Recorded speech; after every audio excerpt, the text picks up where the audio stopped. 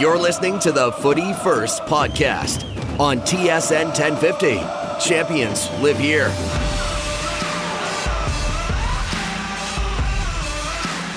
That's right, folks. Saturday morning means one thing right here on TSN 1050. It's time for Footy First. Nick McVicar, York United keeper Niko Giantsopoulos holding it down for you on this. Well, it's actually a nice Saturday out there. It's not raining for the first time in like 3 weeks. Still cold. Still cold. I am not giving this but the it's title much, of good weather. It is much better than it has been the last few weeks because, man, the last couple of weeks it's been like pouring rain. It's been gross. Gloomy. But it's a nice Saturday here, and we got a lot to get into on the show, including our kit giveaway, which we will announce later in the show, so stay tuned, folks. We will announce the winner later in the show. But, Niko, I want to start here because it's what we've been doing for the last few weeks. It's time to recap some signings. There's been some big signings, not just in the CPL and the MLS, but also Canadians signing elsewhere. And let's start with the one that we teased last week because we weren't exactly sure where he was going to end up. But Marco Bustos has signed in Sweden for IFV Värnamo. Yeah. Got it. Or IFK Värnamo, not IFV. Big move for him. Yeah, going to first division in Sweden. I'm really interested to know what the whole situation was because he was training with TFC at the end of the CPL season. So whether they offered him and he turned it down, or whether he wanted more of a challenge to go off to Europe because maybe he felt that set him up nicer to be on the national team. You never know. But again, first division, Sweden, very good move for him. I spoke to him. He said he's excited for the challenge. And yeah, it's good to see talented CPL players get a chance in Europe, especially in first division. So absolutely, it's something that we've been pushing for. That's the whole point of what the CPL is to allow players an opportunity to grow their game so that they can go play in top divisions in Europe or play in the MLS, right? Like, that's the goal of the CPL. Exactly, but now we're seeing a trend slowly that they're sticking out there now, whereas before, especially in that first year, guys were getting opportunities and it just didn't seem like they were able to stay at those clubs. Agreed. Now you think about guys like Abzi, Zats. Again, I'm probably blanking on a couple other guys that are going to be making this move and continue to make this move. Hopefully, you can stick it out. Yeah, no, absolutely, and it's something that we've been pushing for, and I'm glad that it's finally coming together a little bit more. And seeing Marco go out there is just another feather in the cap of the CPL, which is great. Yeah, and his situation is going to be different from Zats, whereas Zats started like the Polish league is in the middle. And he was joining in the middle of the season. The Swedish league is now just beginning. So the Swedish league runs on the MLS timeline, essentially. So different situation for him. So he gets off. He'll have a proper preseason with them, everything. Yeah. So that's great. It'll be good to watch that journey. Yeah, speaking of another Canadian heading over to Europe, 2 female players are making the jump. One from University of Michigan in Jade Riviere, who is now signed with Manchester United. She was talking to a bunch of clubs. I know Arsenal was in there and a couple other English clubs. But she lands with United. Great move for her. Yeah, we're family friends with her cousin. And even her cousin was telling us when we're like, oh, congratulations, Jade signed in Manchester United. She's like, oh, this whole time I thought she was signing for Arsenal. So I guess that's how quick it changes in football. Well, again, I knew she was talking to a bunch of clubs. It wasn't just Man United or just Arsenal at the time. So there was conversations going with a bunch of clubs. Landed at Man United. I think she's going to get playing time. So it's a great opportunity for her. The other Canadian women's player who is going is Holly O'Neill. She's signed with top club in Iceland, IBV. Another League One product heading out to Europe. This time on the women's side. Yeah, and the Iceland Women's League is good. It's a high level. I would say it's obviously above League One Canada, and that's. I know other women that have kind of gone through that pathway when they're trying to break into the professional game. There's a Canadian goalkeeper, Stephanie Bukovac, who's around my age, and she did the same pathway, and now she's playing Croatia. She's playing in the Women's Champions League, so it's a great stepping stone for Holly, and all the best out there. Absolutely. It's a great opportunity to see what League One Ontario and League One Quebec and League One BC, League One Canada, can do for not just the men's side, but the women's side. Because if we can get more signings like this of Holly and other female players heading over to Europe, that's a huge boost for League One. And these two signings, there's huge contrast between the two. Jade Obviously, on the national team, Holly isn't at that level. They're two different levels, but they're two different pathways to becoming a professional soccer player. Jade is trying to maintain staying on the women's national team. Holly, again, assuming a little bit here, but she wants to get to the highest level possible. A great stepping stone is going from League One Canada to now to a first division European club out in Iceland to see if she could eventually make it to the level that Jade is at. Players like Holly, I wonder when they sign out in Iceland if they're thinking, this women's league is coming in 2025. I need to get a couple seasons under my belt, so then hopefully I could play a big role in this women Canadian league coming Potentially. That's something that has to be in the back of some Canadian players' minds at this point. Like, that there is a league coming. How big of an impact is it going to be when it comes? How many players are going to come back home to play? Exactly. No different than basically 8 years ago when there was rumors that CPL was going to be a thing. Guys were just want to make sure they had contracts, were continuing to play, so when this league kicks off, they got a good enough CV and they're able to get in. Absolutely. It's a great opportunity, and congratulations to Holly. Good luck out there. Another player before we get into the CPL signings that I want to mention, former CPL player, Kwame Awuya, has landed with London United. DC United. Is that how you say it, or is it Loudon United? There's an N in there. I don't know. I've always seen it as London. Yeah, listen, I'm not 100% positive. But he ends up... Oh, no, it is Loudon. I don't know why. I always think there's an N after that first U because there's an N after the second U. It throws me off in my head. But Loudon United, DC United's feeder team. Affiliate, yeah. Right? So that's a huge thing. He's going to play in the USL Championship. And who knows? You don't want to ever hope for injuries in players because that's an awful thing to say. But if DC has injuries, there could be a chance for him to make that jump. It would need to obviously be significant injuries, but there's a chance for him. 100%. And he has the resume of already being in the MLS. So he has that experience. He was out in New York City earlier in his career before he kind of made the move out to Forge. So being familiar with an MLS and being a previous MLS player, again, you're 100% correct. Being in that system, the DC United system, things go. You got to perform. Things might go your way, and then all of a sudden you're training with the first team, or you get a contract with the first team. You never know. But being just in and around a system is always a good thing. Yeah. And this affiliate team, they're not MLS Next. No. It's USL Championship. It's proper senior men's football. Yeah. I think it's a high competitive level. Well, he did the MLS Next last year with St. Louis City. Exactly right. So he's getting an opportunity to kind of make that jump between that level, USL, and then potentially MLS, right? So he has the opportunity. It's another pathway.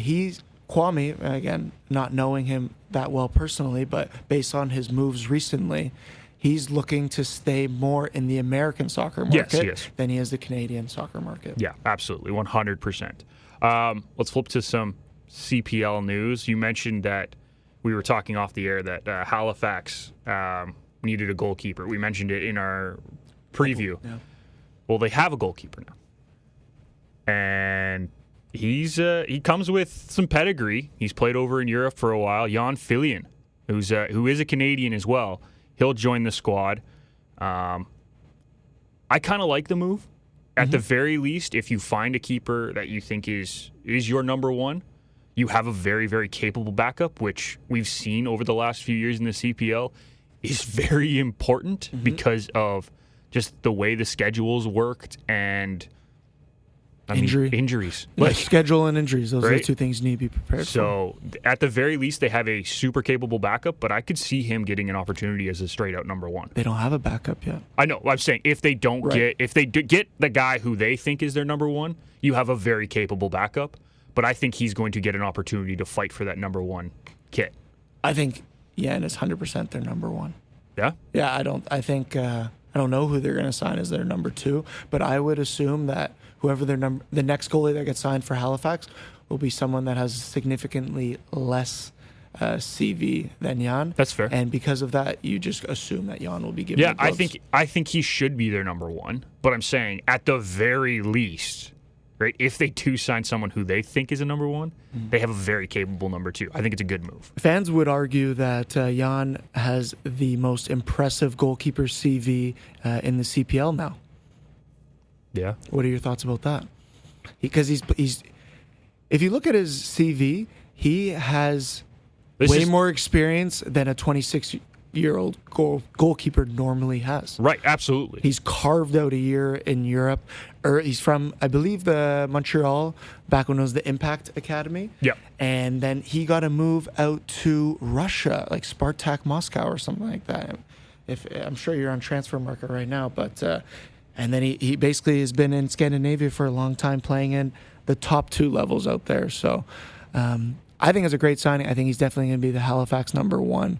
I think Halifax has been starving for a good, experienced starting goalkeeper out there. And again, similar to how we saw Vancouver build, starting at the back with an experienced goalkeeper, Halifax, the team didn't really seem complete until they got that experienced goalkeeper, and now they have him. Yeah, I will correct you. It is Zurich who we signed with out of Impact. Russia? Yeah, still Russia, but he signed with Zurich instead of Spartak. So big club still. Significant, right? And that happened when he was at a young age. So because of that, it's allowed him to get plenty of more experiences in Europe. And again, when I saw he signed, I didn't Russia. realize. I don't know why I said yes. That's the Swiss. Zurich. Swiss top tier. We got to go back and take an online geography class, I think, after this I knew episode. it was wrong, too. I just said yes because I was agreeing with you. I don't know why I was agreeing with you come because on. I knew you were wrong on that one. But Don't let me peer pressure you. also had an opportunity on loan with TFC too. So it's not, and that was a couple years ago. So it's not like he's been out of the North American market for that long. He has actually been back. So I think it's a great signing. I really like the signing. Good on them for doing that. It's a need that they needed to fill. Absolutely. And Patrice did a great job finding, in my opinion, a good signing for that club. Absolutely. Halifax fans right now are happy. Yeah, and they added another League One product as well, right? Riley is heading out to Halifax to join Massimo Ferrin as another League One product. A couple other quick signings before we go to break here. Vancouver adds Rocco Romero and Gabby Bitar, who I think is a great addition as well for that team. Very good addition. Say Rocco's name again. Rocco Romeo. Okay, yeah. I've been saying Rocco Romero, and I saw him do a Celsius Fits interview the other day, and the guy introduced him as Rocco Romero, and I think that's what I've been saying. And then he's like, it's Romeo. He goes, there's not even like an R there. There's not an R there. I'm like, yeah, it's a good point. I don't know why I'm saying Romero. As you can see, folks, we are still people. We do make mistakes, and we sometimes read things wrong. It's not even read things wrong. I've been training with a guy multiple times throughout my career. Even better. And I always assume his name is Romero. Yes, but they've both signed. That team is starting to come together. You can see how they're building. They are definitely building from the middle out, and I think they're going to be very dangerous through that spine. It'll be interesting to see how they build out. And then lastly, another League One signing. I already mentioned Riley going out to Halifax to join Mass. We've talked about Khalil John Wentworth last week. Ethan Beckford, a teammate of Khalil John Wentworth's at Simcoe County, is now going to Cavs. He had 15 goals in only 17 league matches last year for Simcoe County. Guy knows how to score.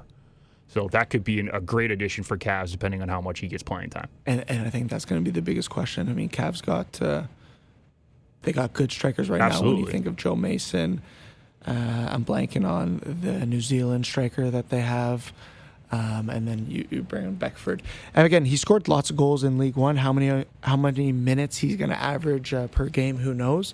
But I like that Tommy has looked into League One. He's seen obviously a talent that he wants, and he's gone ahead and signed him, put him on a multi-year deal, which I think says something of what the pathway that they have for the guy, the journey that they might see him go on. So it'll be interesting to see. I could see him having a career in the CPL similar to Jordan Brown. Yeah, that's what I was thinking, something along that line. And I think he does fit well in with the attacking options in Cavs. You mentioned Joe. Meyer Bevan is the one you were thinking of, and Anthony Novak is also still with Cavs, I believe. So there's options there, but he could be a dangerous guy off the bench. If he's not going to get starting time just because of those guys in front of him, Beckford could be a very dangerous guy off the bench. Comes from a very strong soccer family. Both of his dad and his uncle both played for Man City. His uncle played in the Premier League division with Man City, whereas his dad was actually part of the promotion to get to the Premier League, which is crazy. Football's in his blood. Yeah, so he knows the game well. His dad was the coach at Simcoe County, so he was around people who know the game. So I think Ethan's going to have a great opportunity at Cavs. Before we go to break, do we want to just, I'll pose the question to you, over-under of how many goals Ethan's going to get this season? See, it's hard for me. 3.5, over-under. I'll take the over, but only I think he's getting 4 maybe. Yeah, we'll see. That's the thing. Like, if he does go over, it's only going to be 4. I'm a pretty good bookie, laying those odds on the spot. It's a good line.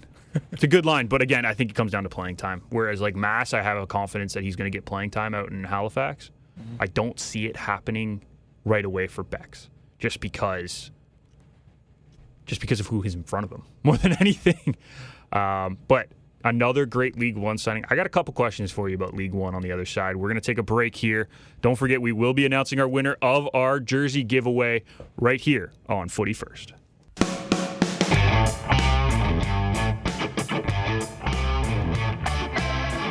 Welcome back to Footy First here on TSN 1050. Nick McVicar, York United keeper Niko Giantsopoulos hanging out with you on a Saturday morning. And Niko, before the break, we talked about a couple League One signings that have recently gone down in the CPL, right? And you and me have talked from the beginning of this show about how important this League One Canada is.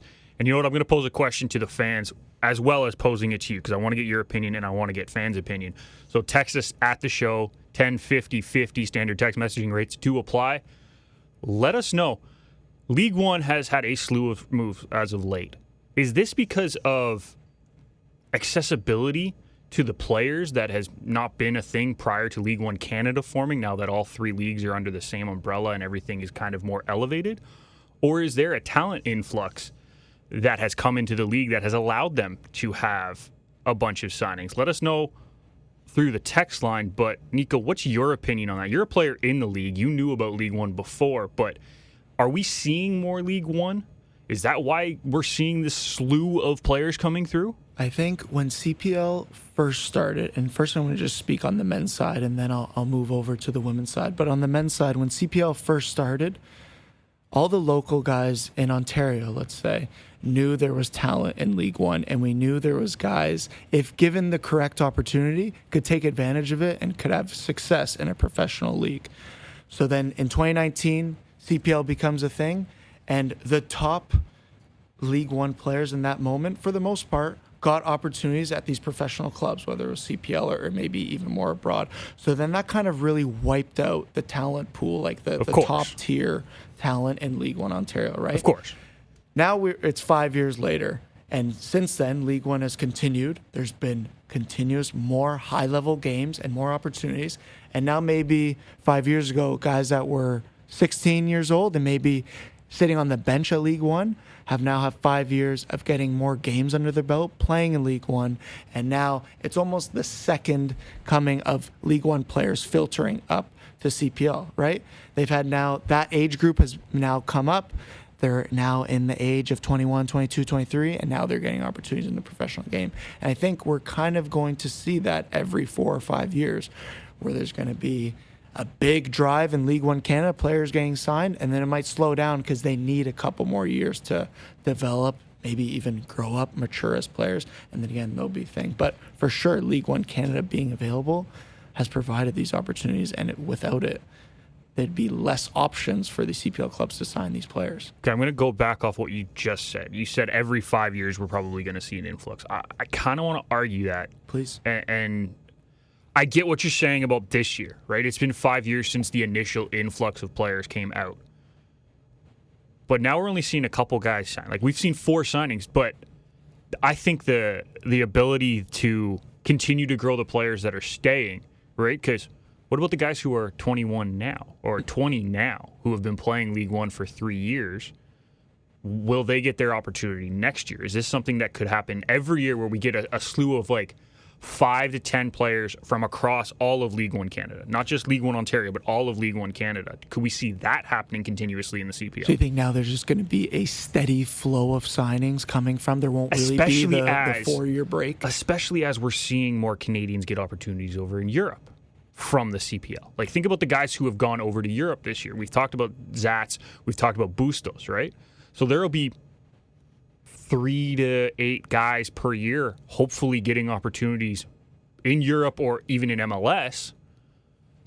and then we fill those roles with guys coming from League One Canada. That could be how this system becomes fluid more than anything. You know what's important in that happening? Because as you explain that, I actually agree, and I think that is quite possible. It works like that, but it's now on these players currently that are moving from League One to CPL to perform well, to represent League One so the well. Maximos and the Beckfords and Khalil John Wentworth, those guys, they need to perform. So these GMs are like, okay, they're having success, point proven, they're setting precedents. It's okay, other clubs are going to be dipping. Now, on the other hand, if these guys come in and are kind of like duds, that flow could maybe stop, or it might then really slow it down, and then we might see what I was predicting earlier, more of like every 5-year 3 gaps. or 4 years. Okay, thing. no, that makes sense. That makes sense. How big do you think getting League One across Canada? Because right now there's 3 leagues, right? We talk about Quebec, we talk about Ontario, we talk about BC. There's rumors about League One Alberta. I've heard rumblings of Saskatchewan as well. How important would it be to get League One across Canada, not just in these 3 leagues, do you think, for that kind of developmental pathway? It's going to be massive, and I could see it. Maybe not every single province is going to have a League One, but every region eventually needs a League One. Yeah, like League One West, League One Central, League One East, Atlantic. For some markets like League One BC, give them the whole province, and they could have some. But it's like maybe out in the prairies, like Prairie, League One prairies, where it's like the League One Newfoundland, Mountain. Nova Scotia, all those PEI, all the top Atlantic, clubs you from mean? there. Sure. You said prairies. What's the difference? The prairies are out west. Yeah? The prairies are Alberta, Saskatchewan. Yeah, you're right. Manitoba, you were talking Atlantic. Whatever, it's your right idea, though. I get what you're saying. I was going to say the same thing. Every region needs to be covered by League One Canada, so I think that's the thing. Alberta, I've been out there. I know that market. I wonder if that's a big enough market to have its own League One. Yeah. I could see it maybe connecting to its Saskatchewan or to Saskatchewan. maybe Manitoba. And then it's like, okay, now are we spreading it out too thin? Or then maybe Calgary is big enough, and maybe it's Manitoba and Saskatchewan that combine. Right. Again, I could logistics see, need to be figured out. If I'm predicting it, I could see Alberta having its own League One with Saskatchewan and Manitoba kind of combining, just based on what I know about the geographics of all 3 and where the municipalities are kind of bigger and where you're going to see more soccer players going or coming from. You also need to see where the base is set, like what youth clubs are out in Manitoba. Like Calgary has the Foothill system, and they still have other competing clubs in or around. Yeah, you look at Okotoks. Edmonton as well. Edmonton, exactly. We've talked about how big the community is in Edmonton for soccer. So like, if there's going to be a League One Alberta, there's going to be at least one club coming from the Edmonton area, and I say at least because I think they could probably do 2 or 3. Yeah, I think 2 or 3 is probably 3 or 4 actually. But I'm if saying you look at least Calgary 2 or 3, yeah. right? So, whereas Saskatchewan, Manitoba, you have a couple like huge population areas, and then a whole lot of nothing, right? And that's why I think they would probably form a League One Central sort of thing, with Alberta having its own, BC having its own out west. Like that's probably where I see it happening. And what this will do, it creates just a more well-known player pool.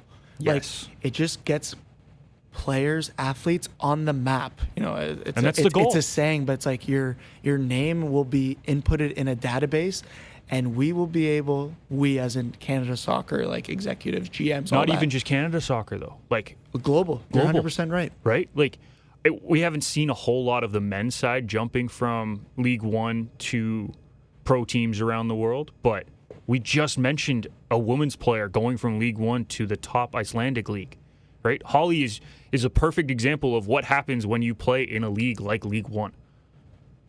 She's getting a professional opportunity in Europe. That's the whole goal of League One, is to get Canadians more opportunities. That was the goal of the CPL, is to get Canadians more opportunities to play at professional levels, right? So the more that you can give them opportunities, the more opportunities that are available, as in the more teams that are available to play on, it could allow more Canadians to get noticed that wouldn't have gotten noticed before, right? For sure, and it's just continue increasing the amount of games athletes are playing per year. Exactly. Before, when I was growing up, if there was no League One, my summers were off. I was just training. I wasn't getting competitive games under my belt, aka I wasn't getting experience, and I wasn't growing as much as I could as a soccer player. And you know what? That kind of ties into our next conversation about opportunities, because I got something that's been really annoying me for a few weeks. So we're going to bring back an old favorite in what's making Nick mad on the other side about playing opportunities for Canadians. So we'll do that when we come back. You're listening to Footy First here on TSN 1050. Excuse me. We have a no yelling policy at these meetings. Excuse me. Am I talking to you, Pinhead? Am I? Hold on to something. It's time for Got a little range. And now they want me to bottle it up. It makes me so mad. What's Making Nick Mad. This bread has nuts in it. That's right, folks. What's making Nick mad is back here on Footy First. Nick McVicar and Niko Giantsopoulos. And yeah, as this thing says, I'm mad. I'm not happy about something. And I'm going to vent to you and use this as a therapy session to make myself feel better. Sucks for you guys to have to listen to me, but we're here. So we're going to move on with it. And am I the therapist in this? You're the devil's advocate every time we do this. So we'll see if you're going to help me or make me more angry.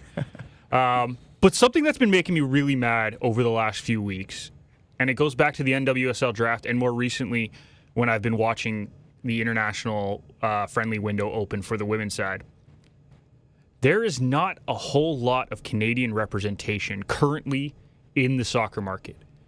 And what I mean by that is right now we're seeing the women's American team playing friendly matches. They've played 2 matches against New Zealand over the last week. Prior to that, they had another friendly match a couple weeks in December. They had 12 friendly matches from the beginning of last year to now. 12. In that time frame, Canada had 9. And we're supposed to be a top team in the women's level. We have a She Believes Cup coming up in February. And our first game is against the Americans. Our last friendly was held in November as a team. A lot of these players haven't been playing because a lot of them do play in the NWSL, right? Now, some of them do play in Europe. They're playing. I understand that. I'm not oblivious to that. But a lot of players from our Canadian national team have not been playing. And yet, for some reason, there was not a single friendly match held in this international window, and there is not one scheduled prior to the She Believes Cup, where we play the Americans in the first game. You don't think it's possible that they'll have a last-minute addition or friendly game? It's very, very rare. There's 3 weeks till the She Believes Cup starts. Maybe 4. 3.5. Right? I don't think it happens like that. Like the Canadian men's team, we only had a last-minute addition because another game had to be canceled. Mm-hmm. Right? Last-minute games don't normally happen for international because of all the logistics about moving teams here, there, and everywhere. It doesn't normally happen. So I truly believe we are going into this She Believes Cup, and our first match as a team in 2023 will happen against the Americans in the She Believes Cup. And that's a problem to me. And it goes back to the NWSL draft, where there was 1 Canadian drafted in the entire NWSL draft, who, by the way, is actually a dual citizen and an American. 1 Canadian was drafted. There's no international rules in NWSL. Canadians are not internationals. There's no international rules. And you only say that because sometimes that's what people can say for Canadians in the MLS. Exactly, because that's when I brought that up to you when we were talking about it just after the draft. You said, well, what about the international rules? And I looked it up because I wasn't 100% sure because, to be fair, I don't really understand the MLS international rules sometimes because they keep changing. There's no international rules for Canadians in the NWSL. Canadians are considered domestic. They're domestic. So why is it that with over 60 draft picks, not 1 out-and-out Canadian was drafted and only 1 dual national was drafted? That's a problem. And sorry, go ahead. I was just going to say, where do you think they're getting, these draft picks are all from the NCAA, correct? All NCAA, which as we've seen over the last few years, there's a lot of Canadian women playing in the NC2A. We know that. But is there a lot of top women that are playing in the NCAA? A lot of our international, like national team players and our under 21s and under 18 national team players are playing in the NC2A. We talked about the U21 tournament. Rose plays for Texas. Rose, exactly. Jade just played for Michigan for the last 3 years, right? We have top talent there. Our entire under 21 national team was on schools in the States, right? We talked about that during the under 21 World Cup. But then it becomes a topic are those girls declaring for the draft? And then Yes. I know for a fact there was 14 players that were Canadians that had declared for the draft. Okay, that's interesting. And do you know of those 14 players if those girls were part of that U21 Canadian national team? Two were for sure. I think 3. So was Rose? Did Rose declare? I don't think so. She was. I think she's still. I believe she's a sophomore. Yeah, I think she's still a year too young, to be honest, to have declared for that draft. Can you declare early for the NWSL I don't draft? think so. Yeah, I don't believe so. I can check that. I don't believe so. But I'm having problems understanding why we're not getting these opportunities, why we're not giving our players opportunities with friendly matches prior to a big tournament. Like, why is this not happening? It should be something that is ingrained in the culture to give players opportunities to showcase themselves, to show that we deserve these opportunities at the next level in the case of the NWSL draft. Or to show that we're ready to go to play a team like the States in the She Believes Cup. We haven't even shown who's going to be on the roster for the She Believes Cup because we don't have any friendly matches. So then where does this fall apart for you? Who is to blame? Is it...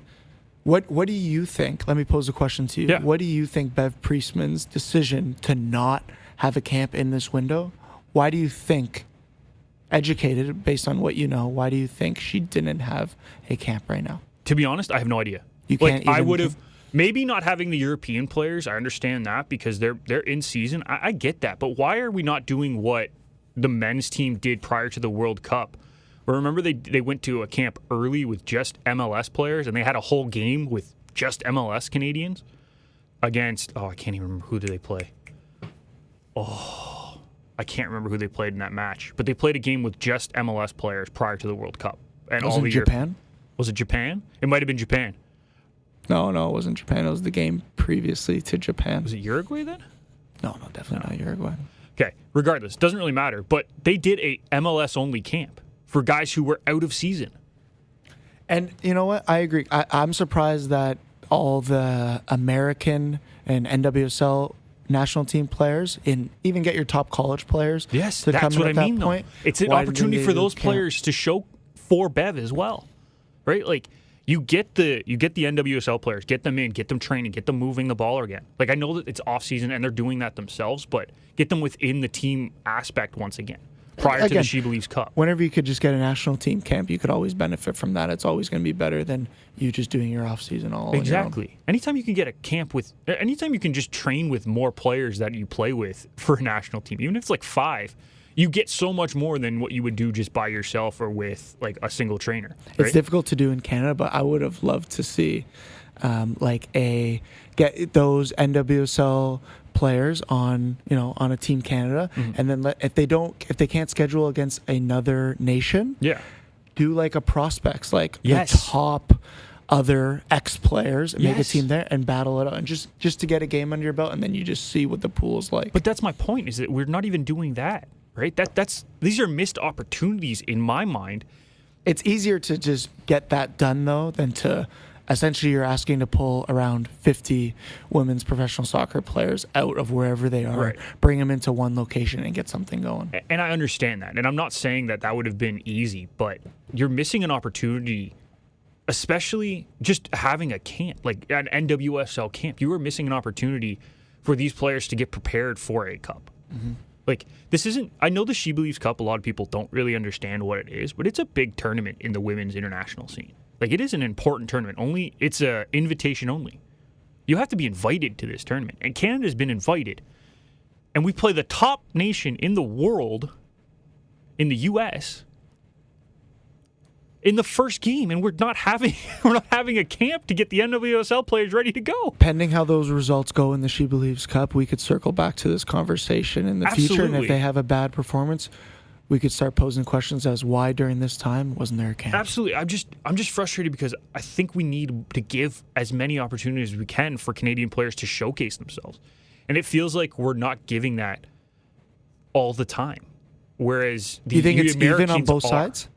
On the men's side and the women's side? Well, what did I just say about the MLS? Like, the men's team did that for their MLS players prior to the World Cup to make sure that they were prepared, and they even had a game where it was just MLS players. It's a World Cup, though. It's a World Cup. I understand that, but wouldn't you want to give your players who are not in season an extra couple weeks training together? Like, I think it's just a missed opportunity. And even if you don't get a game in, it's a missed opportunity that you have to better showcase your players, because the She Believes Cup is a showcase.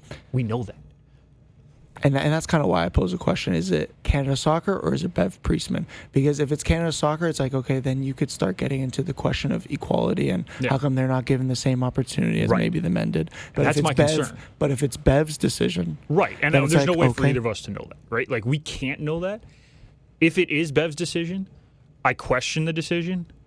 But she's done so well for the team, like, it's hard to question her specifically right now. But if this comes back to bite her, then that's a conversation that we can have. Whereas if it's a Canada Soccer decision, and I'm not saying that they needed to schedule a game necessarily just for the NWSL players. But you need to get a group of players. But you need a camp. And why is there no camp? That's my biggest concern. And even if you know there's players coming from Europe that will join the camp later before the She Believes Cup, I understand that. But have a camp with the NWSL players. Get them moving. Get them playing. Like, why is this an issue? I don't understand why that was even not brought up at all. It doesn't make sense in my head. Well, that's the thing. We don't know if it wasn't brought up. Yeah, but I just don't get why it wasn't put into action. Get them an opportunity, please. That's all I'm looking for. That's all we're looking for. We want to see more Canadian players playing. That's it. And that's what's been making me mad since the NWSL draft, is that we just haven't seen that, and the Americans seem to be doing it in spades every year. Year after year, the American women's team is playing an abundance of friendly matches just because. Their schedule's busy. They're always busy. They're always playing. And it helps. That's why they're a top nation in the world, right there, because they're always playing.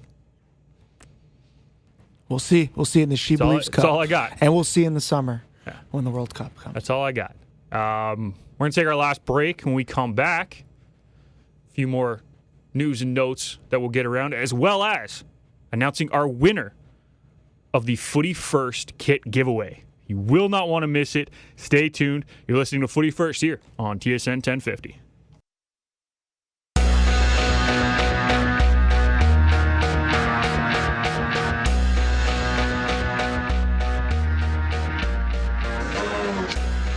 Welcome back to Footy First here on TSN 1050. Nick McVicar, Niko Giantsopoulos hanging out on a Saturday. And Niko, we got some more news and notes that we got to get to before we get to our jersey reveal. So let's get right into it. Usually we do Zats Watch now because that's a thing that we can do. Speaking of Zats Watch, he's got another Canadian out there with him. Godinho has joined him at Corona Kelsey. So that's pretty cool. Two Canadians going over in the same transfer window to a team. Not a bad thing going on there. Yeah. Moved from MLS to Polish First Division. Good to see. Good player. Again, clearly, Corona Kelsey had some problems keeping the ball out of the back of the net the first half of the season. So what do? They sign a reliable center back in Zats and now an outside back in Godinho, who could add a decent amount of attacking talent as well on the flanks. So, yeah, absolutely. A good addition for them. And a couple retirement announcements in the CPL. Fordyce has announced his retirement. He's had a great little career in the Canadian Premier League. And friend of the show, Jordan Wilson, has officially announced his retirement as well. What do you think of those two? For one, I'll start with Fordyce.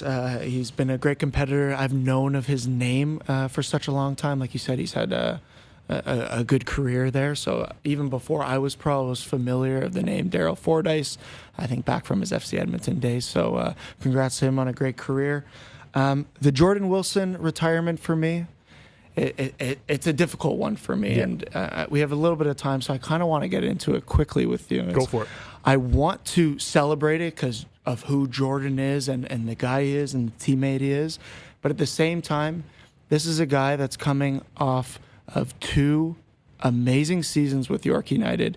He was such a reliable guy, has all those games. He scored goals. In my opinion, he's 30 years old now. This is a time where if he was in the MLS, he just played 50 games in 2 seasons, had a handful of goals, was starting for you every single game. That guy in the MLS gets paid, gets like a big contract. Unfortunately, in the CPL, where the league is at, Jordan now, after having a huge season for York, Back-to-back huge seasons for York, is now retiring. So it's a bit bittersweet for me because when a player succeeds, I think he should be getting paid. He shouldn't be forced into retirement. And I don't think this is a decision where Jordan wants to leave on the top. No. I think he's making more a family decision. It's like, okay, I'm going to move on because of that. You can't tell me if he got the money, which potentially he deserves for the career and the 2 seasons he had, he'd still be playing. So I want to celebrate it, obviously, because of who he is, but it's going to be sad to see him go because I still think he has so much more to give on the field in the CPL that we shouldn't be seeing players like this retire. I agree with you. And it is an unfortunate situation that we're seeing happen because he had a great year. You mentioned it. He had a great year last year for the team, but sometimes it just comes down to money and it comes down to trying to be financially stable for your family, right? But it's unfortunate that's where the CPL is at right now. That a player like Jordan, who again, I'm talking about a guy that has had success. Yeah. He's a well-known player in this league. This ain't some come-off-the-bench guy. No, I agree. He should be getting the money that you should be able to continue playing in your 30s. Yeah, and we've seen players retire. Like there's been some impressive players retire over the last 2 seasons. I mean, we go back to Drew Becky. Like he was a captain last year. He wasn't just a come-off-the-bench guy. I know he's a little bit older, and he retired. He was mentioning it when we had him on that there was an injury in that semifinal, right, that kind of pushed him more towards the retirement side than he may have wanted. But that's a big name too. That's retired. Like these are guys who contribute day in, day out. But Becky even alluded to injuries and stuff like that. I know understand. Jordan. I play with Jordan. I know. I was using him as an example Yeah. of a big name, right? Like it's just unfortunate that that's kind of the situation that we're in with these guys. But those 2 situations aren't the same in my eyes. They're not exactly the same. I was using him as a big name. That was more than anything what I was using him as. A guy who was contributing day in, day out, right? But That was more what it was. on top of that, what I do want to add is I hope a Jordan Wilson is involved in Canada's game after this. absolutely. He has to be. And for me, that's the job that the CPL has to do. The guys who have been here at the beginning and maybe, because in 20 years, we're going to be envious of the CPL players because they're going to have such fantastic lives, and rightfully so. But, you hope that the league is going to take care of the guys that are here doing the hard work, Doing the grunt the work. builders at the beginning, right? Yeah, I agree. That's what it should be. I 100% agree. So all the best to him and his Daryl lovely as well. family, his future wife, everything. And congrats on a great career, buddy. yeah, and again, congratulations to both of them. Great careers. So we want to leave it at that. Good job for both of them. All right, Niko, it's time. We get to announce our winner of our Footy First Kit giveaway, and the winner is Amon Lal from Brampton, who, by the way, put York United as his favorite Canadian club. So Love it. So I'll be seeing the jersey, I'm sure, in the grandstand this season. So, Amon, congratulations. You are the winner of the one-of-a-kind Footy First Kit. I have it with me here. I will make sure it gets to our delivery team to get out to you. We hope to see that at as many games as you can get to. And don't forget to post it on social media because it is a beautiful jersey, by the way. Beautiful. Congratulations. I don't know what the water in Brampton, they create the best soccer players. And it's a soccer hub, my man. And they create the best soccer Twitter giveaway players of all time, even. Great little area. By the way, 30 seconds. Leak TFC kit. So we're talking kits. Yep. Leak TFC kit with What are your thoughts, Nick? gray Hit me with it. Gray and gray hoops. It's awful. Like it's just not good. I'm wearing probably one of the best TFC kits that they've had over their career. It's not good, this new one. If that's the actual kit. If that's the actual one. And again, it's a leak, but I've heard that the red on it isn't as prominent as it is on the actual kits, but if that's anywhere close, like, that's not TFC. All gray home kit, that's a secondary kit in my opinion at the most, and even that's a bad secondary kit. So they got to be announcing their jerseys very soon, though. They better be, because they're in preseason already, and they kind of have games at the end of February, so they kind of need to know what they're selling.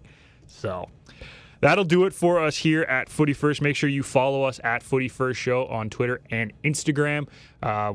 Hopefully we'll have some more stuff coming your way. Yeah, if you want any news, Nick's been getting carpal tunnel syndrome with all the signings he's been posting on our Instagram. So keep up to date with our latest socials. All the news. You need to know what team signed who. Go to Footy First Show, and you'll get your news that way. Absolutely. That'll do it for us here at Footy First. Thank you for listening. We'll see you next time.